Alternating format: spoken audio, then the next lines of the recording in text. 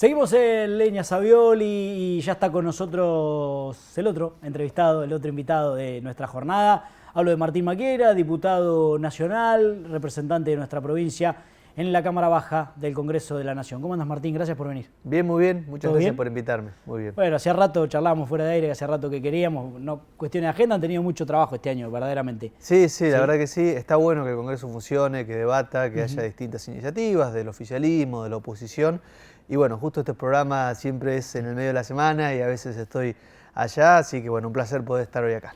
¿Qué lectura haces a 7 meses de gobierno de Javier Milei del rumbo?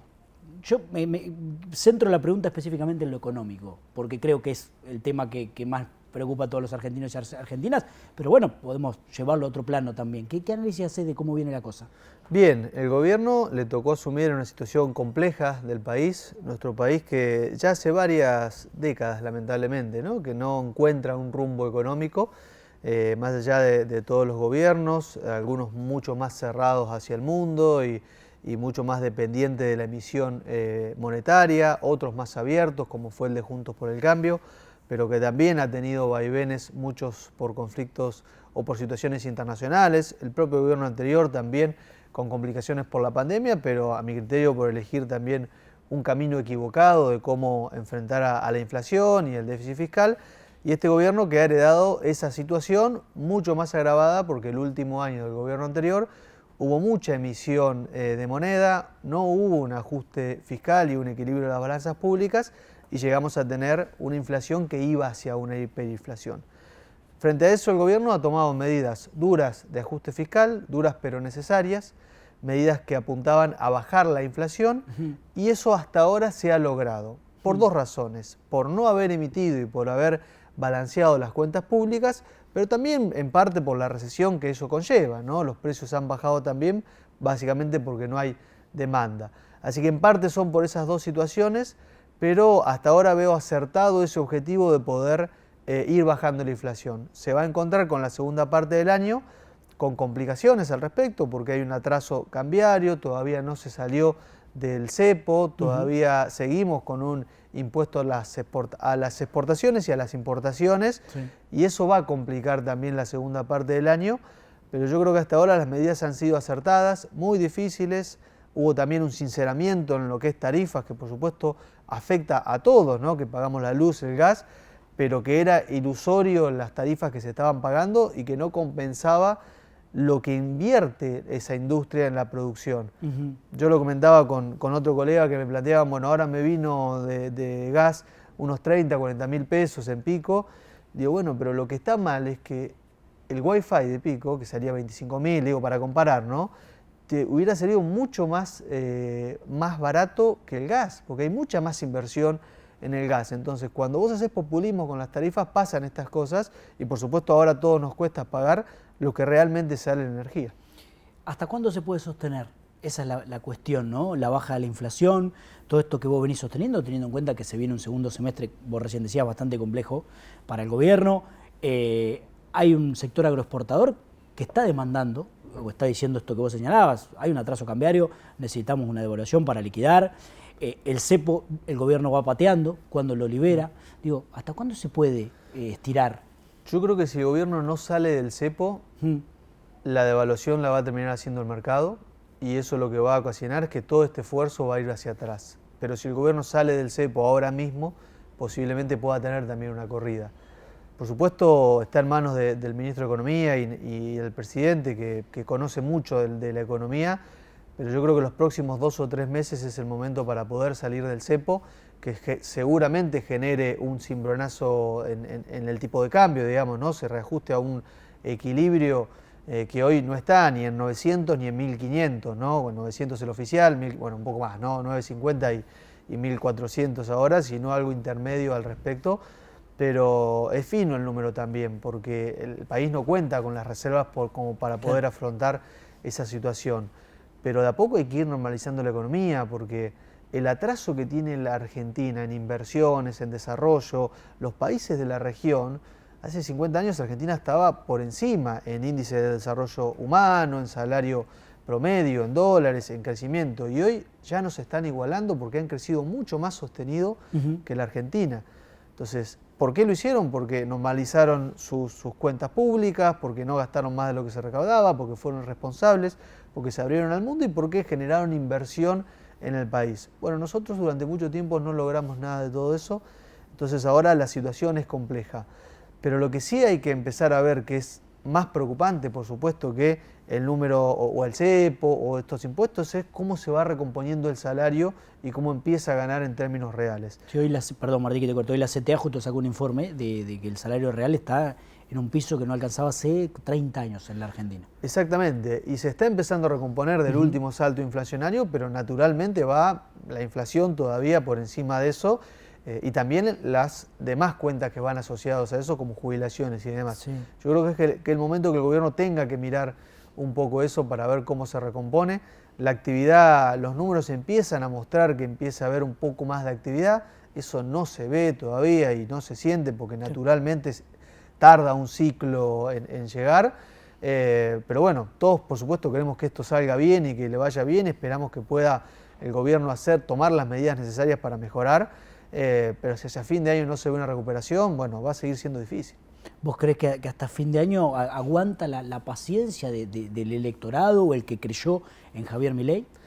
Yo veo una confianza en el presidente y en este rumbo económico que me sorprende, ¿no? Porque uno analiza la realidad y ve las dificultades que hay, pero el electorado recuerda de alguna manera cómo se vivió con la mentira, con el populismo del último gobierno y que los resultados no eran tampoco los que se esperaban. Entonces veo que hay una confianza. El electorado, y más que el electorado, el ciudadano, ¿no? Porque las elecciones se verán en su momento, pero digo, el ciudadano confía en esta nueva gestión, la gran mayoría. Por supuesto, hay gente que no lo votó y no confía, pero hay como una esperanza, como también la había en su momento con el gobierno anterior y con el nuestro, ¿no? Sí. Naturalmente siempre hay una etapa que eso se da, pero tienen que empezar a mostrarse resultados. Yo te dije fin de año, pero debería ser un poco antes, ¿no? Que empiece a recuperarse la economía, llegando octubre, noviembre. ¿Qué pasará, digamos, si esto no sucede, si vuelve a haber inflación, si esto no se cumple? Bueno, naturalmente que el resultado electoral del año que viene no va a ser bueno, pero no tenemos que esperar, y nadie vaticina, y espero que nadie esté pensando en ninguna otra salida que no sea las próximas elecciones legislativas y después la ejecutiva, si el gobierno no encuentra en ese sentido el rumbo, bueno, se verá reflejado en un mal resultado electoral.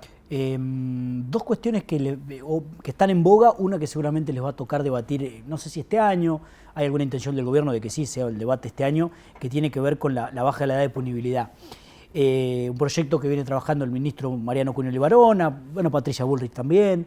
¿Qué mirada tenés vos en relación a eso? Recién le preguntaba lo mismo a Daniel Kroneberger de Espacio, Juntos por el Cambio, y él decía que no está de acuerdo porque entiende que no termina solucionando los problemas de fondo. ¿Vos qué mirada tenés? Bueno, no escuché la nota de Daniel, pero coincido un poco en lo que vos me contás y tengo mis reparos al respecto. Yo creo que hay que tipificar las diferencias y los diferentes delitos y que no es la solución de alguna manera llevar a la cárcel a un niño de 13 años.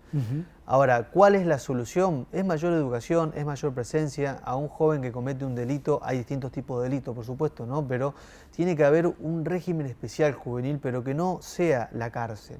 Claro. Que sea un acompañamiento, como te decía, digamos, controlar que esté más tiempo en la escuela, que tenga un programa específico. Pero tengo mis reparos también porque por el otro lado siento que una persona o cualquiera, un joven que asesina, tiene que tener también de alguna manera una forma de sacarlo adelante, porque no es lo mismo un robo que un asesinato, por supuesto, ¿no? Es un tema muy complejo que hay que abordarlo de todas las aristas. Hoy nuestro país tiene, por supuesto, una edad de imputabilidad, este gobierno ha planteado bajarla.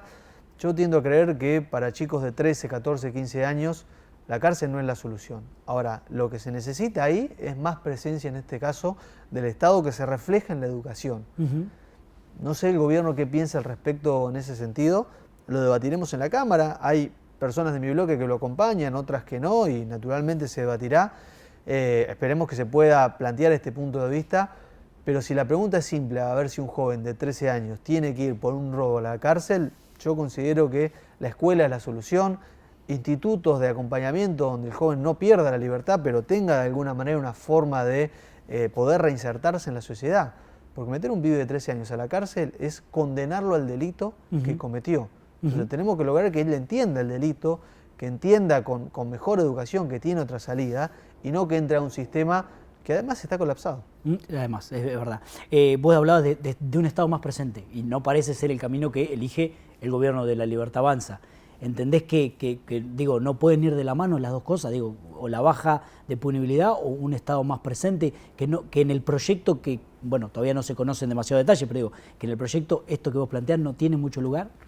Yo creo que si uno lo plantea desde la educación, sí. El debate recién comenzará, digamos, el proyecto llegó hace apenas unos días y veremos, digamos, cuánto es la flexibilidad y también qué es lo que piensan los diputados de todos los bloques al respecto.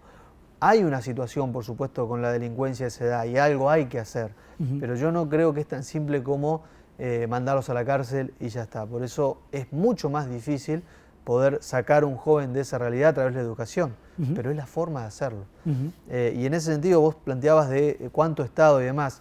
Bueno, hay por supuesto una mirada de que, o desde mi punto de vista, hay que lograr la mayor cantidad de mercado como sea posible y la mayor cantidad de Estado como sea necesario. Entonces, el Estado presente absoluto que hace todo, que lleva adelante una empresa, que se pone arriba del productor, que genera burocracias y demás, que de alguna manera fomentaba el gobierno anterior, no dio buen resultado. Eliminar el Estado, como hicieron en los 90 el peronismo, tampoco es la solución, que aparentemente el gobierno está planteando o que reivindica esos años. Por eso, en nuestro país vamos de un lado hacia el otro, digamos, ¿no? Vamos en un péndulo constante y nunca vemos que tiene que haber una conjunción desde esas dos miradas. Por eso yo creo en un Estado presente, pero que permita al privado participar, que no compita contra el sector privado y que garantice lo fundamental, que es la seguridad, la salud, la educación, por supuesto también la cultura, la tecnología y demás, pero los valores principales del Estado. Yo creo que es posible eso y a la par, digamos, hacer crecer el mercado. ¿Por qué? Porque todos los países de Latinoamérica lo han hecho. En Chile, en Uruguay, que uno está gobernado por un presidente más de izquierda y otro con un presidente más de derecha, no se debate Estado o no Estado, sino la conjunción del punto. Yo creo que en Argentina hace falta esos consensos. Otro tema de la semana, las sociedades anónimas deportivas. Un proyecto que hace muchos años que impulsó Mauricio Macri, que lo trabajó. De hecho, recuerdo una anécdota que contó en algún momento Julio Grondona, ex presidente de AFA, que lo había llevado a una votación, supuestamente que tenía los votos Mauricio Macri para aprobarlo, y esa votación salió 25-1, que el único voto a favor fue del de Macri. Es un proyecto que no parece tener consenso en el ambiente del fútbol. Bueno, los clubes obviamente son mucho más que fútbol, pero digo, vos, ¿qué opinión tenés sobre la SAD, sobre las Sociedades Anónimas Deportivas y su posible llegada al país? Bueno, yo creo que cada club va a ser libre de poder hacer una SAS o no. En otros países del mundo ha funcionado, ha hecho exitoso el fútbol, el deporte. En nuestro país sigue habiendo, digamos, otra modalidad en ese sentido, pero lo que ha hecho el gobierno ahora es darle la libertad a los clubes que quieran transformarse en una sociedad anónima de hacerlo. Eso puede implicar profesionalismo, puede implicar otra mirada, puede implicar también que en muchos clubes donde constantemente están los mismos dirigentes que controlan la institución como si fueran sus dueños de alguna manera, esos dirigentes, no funcionan y hay un montón de ejemplos de clubes que se han fundido y demás, con lo cual creo que cada club va a ser libre de poder hacerlo y esto es lo que permite hasta ahora el decreto del gobierno, y no es que de ahora en más mañana todos los clubes son sociedades anónimas. No, está claro. Pero la posibilidad, bueno, verá si hay en ese sentido un mercado para que se desarrolle y clubes que quieran llevarlo adelante, por supuesto con la aprobación de sus socios. A mí lo que me da la sensación es, con relación a este tema, es que generalmente desde el gobierno nacional no se cuentan los malos ejemplos de sociedad anónima deportivas, que lo hay cercano acá en la región. Pasó en Uruguay, pasó en Chile, ni hablar en España, en Inglaterra, clubes que han desaparecido, clubes que han cambiado de nombre, clubes que hoy los socios no pueden decidir y están en la quiebra, como cualquier empresa se maneja, y pierden el carácter social, que eso creo que es lo más preocupante. ¿Qué te pasa a vos con esa cuestión? No me quiero meter con ningún club de Argentina, pero por supuesto, pues seguramente hay fanáticos atrás, sí. Pero muchos pueden ver que hay clubes, y hace muy poco, digamos, ¿no? Tuvimos clubes en Avellaneda, en la ciudad y en la provincia de Buenos Aires, en y en esos clubes no ha funcionado tampoco el sistema actual. Y hubo corrupción, y hubo desfalcos, y hay clubes que deben un montón de Pero dinero. los socios los castigaron. Seguramente. En las Ahora, urnas. los socios tuvieron que hacer mucho esfuerzo también para poder castigarlo. Entonces, en ese sentido, creo que ningún sistema es perfecto. Lo que lo hacen perfecto son las buenas lo que lo hacen perfecto. Lo que hace que funcione son las buenas administraciones. Yo creo que cada club va a tener que decidir y los socios tendrán que opinar o no si las sociedades anónimas en ese club son mejores o no. Como vos decís, hay ejemplos muy exitosos, hay otros que no. Ahora, el fútbol se ha profesionalizado en muchos países por sociedades anónimas y también han logrado, nuestra asociación de fútbol, la AFA, también está plagada de casos de corrupción. Vos nombrabas a Grondona también, un tipo que tuvo tanto tiempo y se hizo millonario dirigiendo, digamos, una asociación de fútbol. Evidentemente algo malo ahí está pasando. Scaloni hace poco se quiso ir porque no le pagaban. Una selección que ganó la Copa del Mundo, la Copa América 2 veces, estamos todos orgullosos de eso. Ahora, el manejo de la AFA da que hablar. Sí, nunca lo dijo Scaloni que era porque no le pagaban, pero bueno. No, por eso yo me hago Fue cargo uno, de de lo los, que digo, fue por uno de eso. los rumores. Déjame meterte en el tema pro. Un pro que lo que uno puede ver de afuera es que está completamente resquebrajado, o al menos entre sus dos líderes principales, o uno de sus líderes principales, ni hablar Mauricio Macri, fundador, y Patricia Bullrich, última candidata a presidenta. Ayer Patricia Bullrich dijo en algún medio que la Libertad Avanza había absorbido los votos del PRO, que 6 millones de votos lo habían acompañado al presidente Milei. ¿Qué mirada tenés sobre esa cuestión? Vos la última vez que charlamos, lo hicimos en el noticiero del mediodía, me decías, el PRO tiene que seguir manteniendo su independencia. No es una fusión con la Libertad Avanza, pero la última candidata a presidenta, que es parte del gobierno, dice esto. A ver, primero te diría, los votos no son de los candidatos. Los votos son de las gentes que apuestan a un candidato o a otro. Es como si yo dijera, mira, en La Pampa en el 2021 me votó la mitad de la provincia y lo que yo digo que tiene que hacer el PRO es lo que los pampeanos o el resto del electorado tiene que hacer. Y no es así.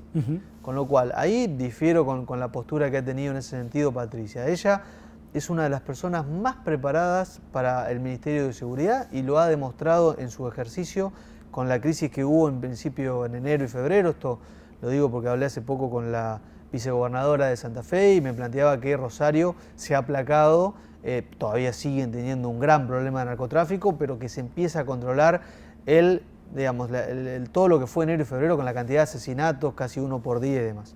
Con lo cual, en ese sentido, creo que su valor al gobierno es desde la experiencia. Su planteo desde el PRO lo tienen que definir los asambleístas del PRO, lo puede opinar seguramente cada uno de los afiliados y de los que forman parte de la asamblea del PRO y del consejo directivo del PRO. Ahora, si me preguntás a mí como afiliado del PRO de La Pampa, yo sigo planteando y sigo defendiendo lo mismo que decía, y te lo dije el otro día en la nota, desde octubre del año pasado cuando perdimos la elección.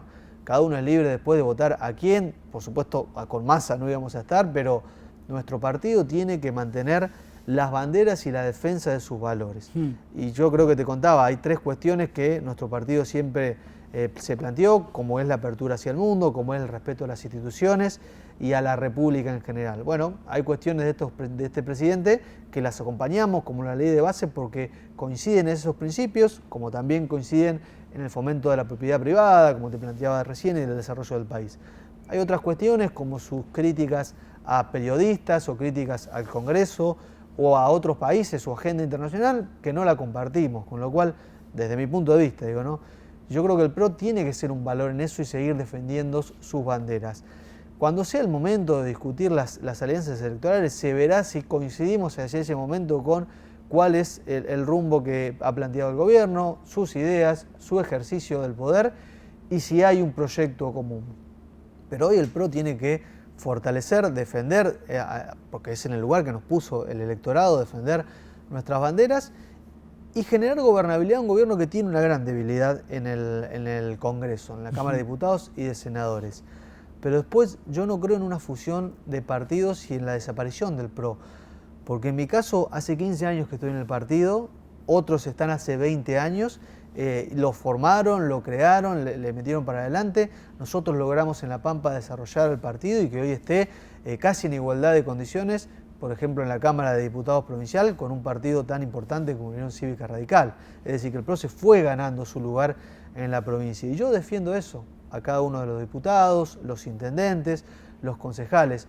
Por eso no creo que una fusión a tontas y a locas con el gobierno nacional sea lo adecuado. Se verá en su momento si coincidimos en esa mirada y también si el resto de los que integran Juntos por el Cambio, en muchas provincias lo hacen también, porque Juntos por el Cambio en La Pampa, en la legislatura, funciona virtualmente, sin que exista la posibilidad de hacer un interbloque. En la provincia de Santa Fe, recién te daba el ejemplo, la vicegobernadora es del PRO, el gobernador es del radicalismo, entonces en el interior pasa otra cosa distinta a lo que pasa en Capital. Y yo voy a defender esos valores. Sí, algo de esto me decía también recién Daniel Kroeberger, lo mismo, que él veía que en algún punto a nivel nacional no estaba funcionando ya Juntos por el Cambio, que sí pasaba, por ejemplo, en el caso de la provincia de Buenos Aires. Ahora digo, Patricia Bullrich, después de declaraciones como estas, de no haber estado prácticamente, pues se retiró de la última Asamblea Nacional del PRO, digo, ¿hay miembros del partido que le piden que se aparte, que deje de estar del PRO? Digo, ¿no hay incongruencia en que sea parte de la Libertad Avanza, del gobierno, y que a su vez esté pidiendo o llevando adelante acciones para el PRO o en contra del PRO, como quiera verlo uno? Bueno, el partido lo ha avalado eso, por lo que te planteaba recién, ¿no? Que hay algunas coincidencias con este gobierno y es una referente que en seguridad le hace, a nuestro criterio, ¿no? Le hace bien al gobierno y tiene mucha experiencia al respecto. Ahora, en ese sentido, el partido tiene que empezar a definirse esas cuestiones. También nos ha pasado en La Pampa, también ha pasado en otros distritos, que afiliados a nuestros partidos han ido a otra fuerza. Y a mi criterio no podemos tener una doble vara con uno que va a un partido más cerca u otro que va a otro partido más lejano, como pudo haber pasado en el peronismo en Córdoba, por ejemplo, y demás.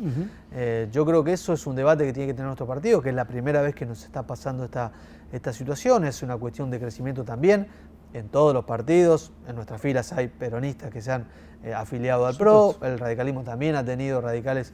Julio Cobos ha sido vicepresidente de la Nación y después ha vuelto al radicalismo, con lo cual es normal que pasen estas cosas, quizás no es lo deseable, pero yo creo que su presencia en el gobierno hace bien. Después internamente el PRO tiene que definir, le hace bien al país, digo, ¿no? Pero internamente el PRO tendrá que definir cuál es el rumbo. La mayoría del PRO hoy acompaña esa idea de fortalecer al partido, de defender nuestras banderas y de ser una alternativa de gobierno.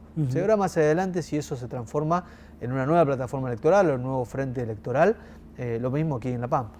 ¿Hubo reclamos para Patricia por haber dicho eso de mucha gente que le militó su campaña para la presidencia? Por el PRO, ¿no? Yo no he visto el reclamo. Por supuesto, yo primero acompañé a Horacio, quien creo y todavía sigo creyendo que era la forma de alguna manera de que nuestra Argentina salga adelante, con consenso, que creo que todavía le hace falta. La ley de bases es una forma de consenso, el pacto fiscal también es otra forma de consenso. Ahí reconozco que el presidente ha cambiado también en su visión de no creer en el consenso y ha llamado a un acuerdo de mayo. Lamentablemente gobernadores como el nuestro no han ido, eso creo que no le hace bien. Creo que todos los gobernadores se tienen que juntar independientemente de la política y debatir. Hace falta consenso en la Argentina.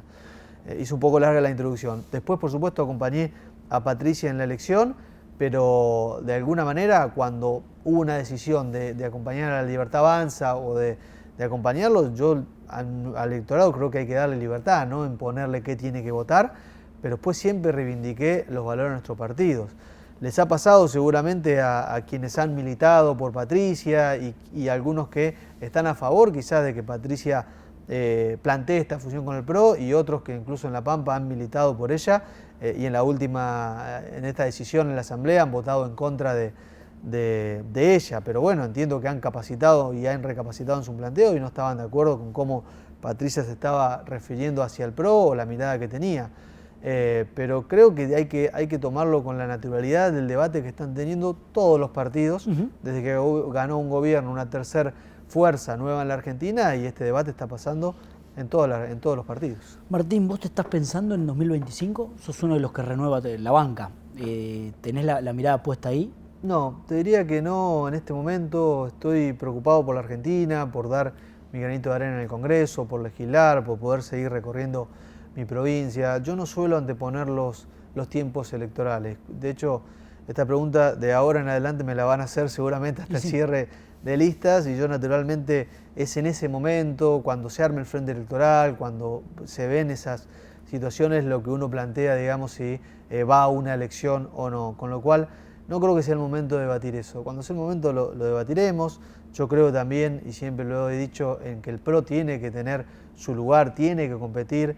La banca que se renueva es una del PRO, que ganamos en el 2021, y otra también del radicalismo, en esa elección tan histórica, con lo cual tiene que, para mí, respetarse esos lugares. Las personas que tengan que ocupar esos lugares, se verá si hay paso, qué dice el electorado. Yo creo también en la renovación en ese sentido y que vengan otras figuras, jóvenes y demás, pero te diría que cuando sea el momento de debatirlo lo veré, ahora no estoy pensando en elecciones.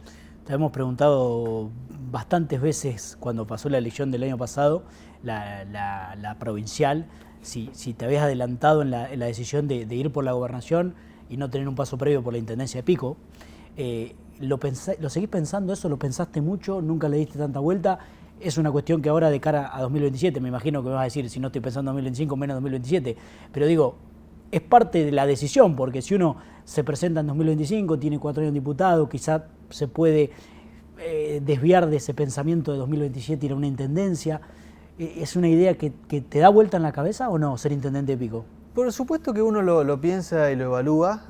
Yo creo que el haber ido a la elección le dio al PRO, eso que te contaba recién, 6 diputados, cuando antes teníamos 4 y casi igualar al radicalismo. Yo creo que el PRO ha crecido y por eso reivindico haber ido a esa elección.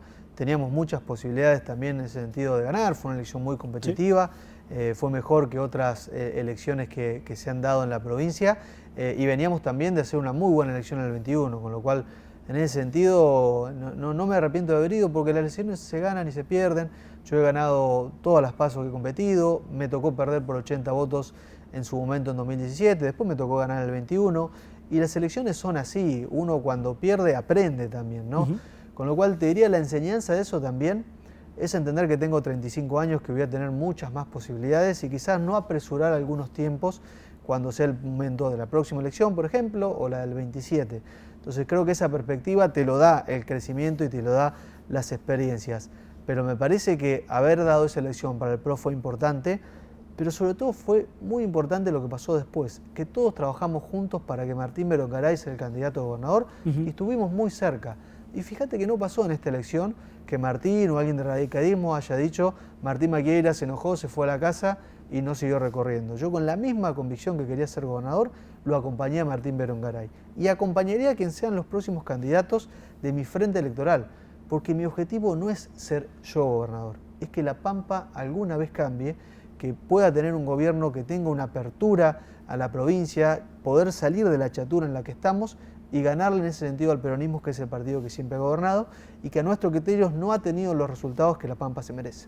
¿Te gustaría ser intendente de Pico en algún momento? En algún momento quizás, te diría, ya te digo, hoy no tengo esa mirada de qué voy a hacer en la próxima elección, pero es mi ciudad, digamos, ¿no? Tuve también en su momento esa mirada de poder ser intendente y no se me dio, pero bueno, veremos qué nos depara el futuro y sobre todo el ciudadano, que es el que define.